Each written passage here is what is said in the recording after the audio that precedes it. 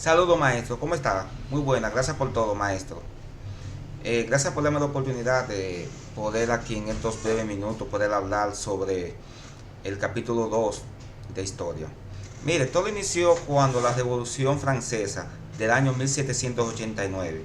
¿Qué pasó?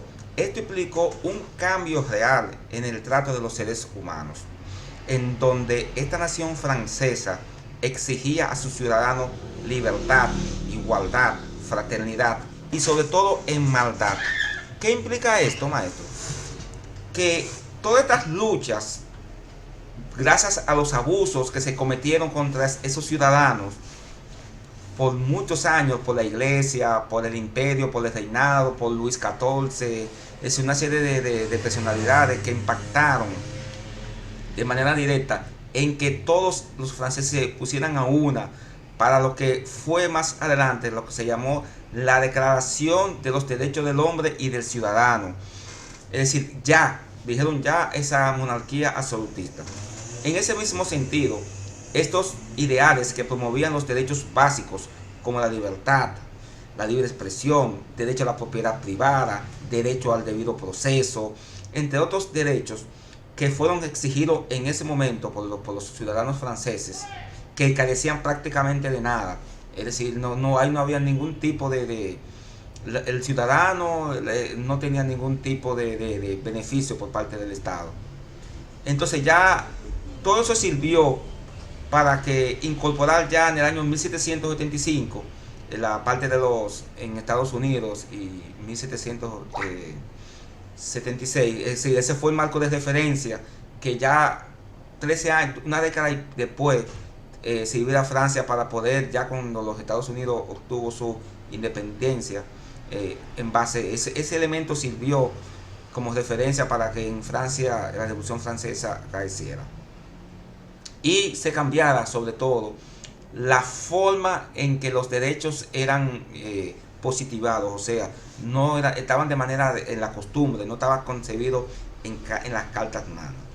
Entonces, pero ¿qué implica, qué tiene que ver esa parte de la Revolución Francesa con esta parte de la isla? Es bien sencillo, maestro.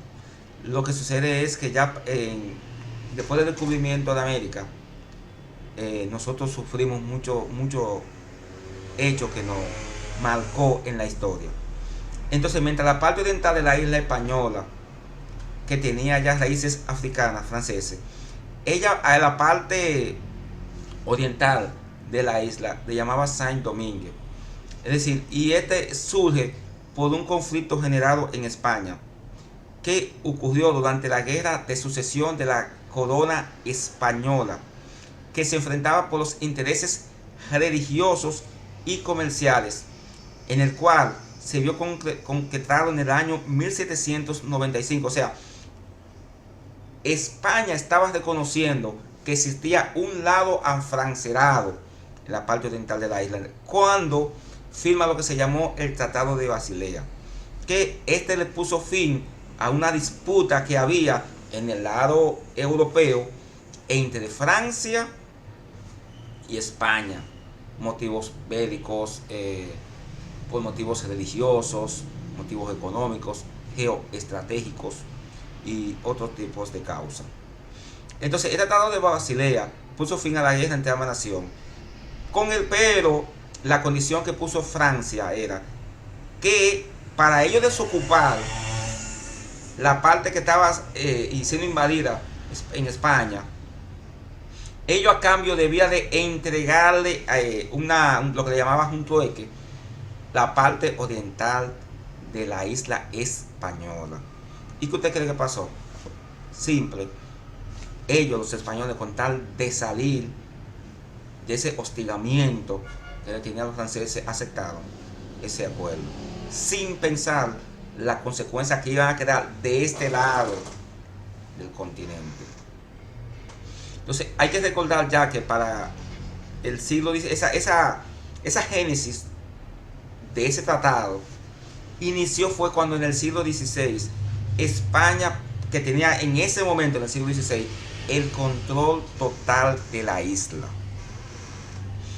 Entonces, al tener ese control total de la isla, no era motivo de preocupación, porque ellos a través de la Real Cédula comercializaban todo el comercio y no le importaba, había un comercio fluido entre esta parte de la isla española y España. Hasta ahí todo estaba muy bien. Pero ¿qué sucede? Que barcos franceses se acercaban en la parte que hoy se denomina Haití, la parte oriental, y comercializaban a escondidas de los españoles. O sea, tenían un comercio ilegítimo, ilegal, clandestino.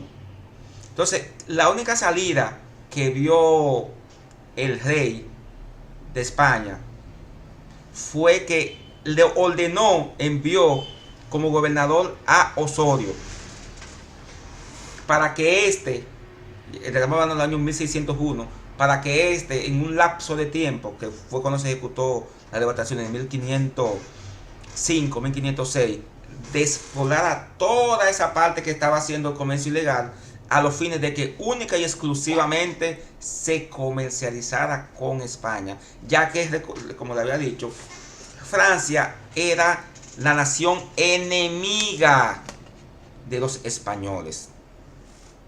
Entonces, ya en 1906, estando la isla desolada, para España, esa parte no era un problema. Ahí para ellos no tuvo ninguna complejidad. Pero ¿qué sucede? Que muchas personas comenzaron, que estaban cerca de la isla Tortuga, esos piratas, esos filibusteros, esos buscaneros, comenzaron poquito a poquito a invadir la isla. Y ya para lo que fue en 1640, se fueron prácticamente adueñando, ya prácticamente eran los dueños, es decir, ya los franceses comenzaron a invadir esa parte, ya tenían ocupada esa parte de la isla de manera ilegal, porque después que eso era prácticamente de España, pero como no le interesaba a los españoles, ellos comenzaron a crear, ya estando entonces en mano francesa esa parte de la isla, que significó que ellos ya poquito a poquito comenzaron a traer africanos, esclavos africanos, porque ellos, al ser una piel blanca, no podían, y el don de mando que ellos tenían, no era verdad que ellos se iban a poner a hacer lo que era parte del corte y la caña. Eso no es verdad. Entonces, pero lo que más conflicto trae es que en el Tratado de Ryswick de 1697, y ya ratificado en el 1777, le fijó los límites a la parte occidental, denominándolo Saint-Domingue. Entonces, y usted quizá dirá, bueno, pero entonces, cuando se firma el Tratado de Basilea en 1795, es que ya previamente, prácticamente 20 años, ya se había reconocido de manera taxativa que existía ahí una colonia francesa en la parte de la isla española. Entonces se le fijó unos límites fronterizos imaginarios, esa parte. Entonces ya es cuando prácticamente en el 1795 que ya se formaliza. Entonces que en cambio que ya para el siglo XVIII la colonia española tenía el control de la isla de Saint Domingue, o sea, ya los franceses ya para esa época, ya llegado ya 2800, ya Francia prácticamente es el dueño de esa parte de la isla, indiscutible. Pero ¿qué sucede? Francia ya cuando tiene el control, lo que permitió traer esclavos africanos y vendérselo, oye lo que ellos tenían, el negocio que ellos inventaron. Estaban trayendo de África esclavos y vendiéndolos de este lado a los españoles para que ellos sembraran como la tienda de convocación agrícola, hicieran el corte de la caña, trabajaran la parte de la ganadería, o sea, prácticamente un negocio. Y si los españoles no tenían que hacer prácticamente nada, sino nada más que comprar los esclavos, tan simple como ellos, y a pesar de que eran archienemigos, como se dice.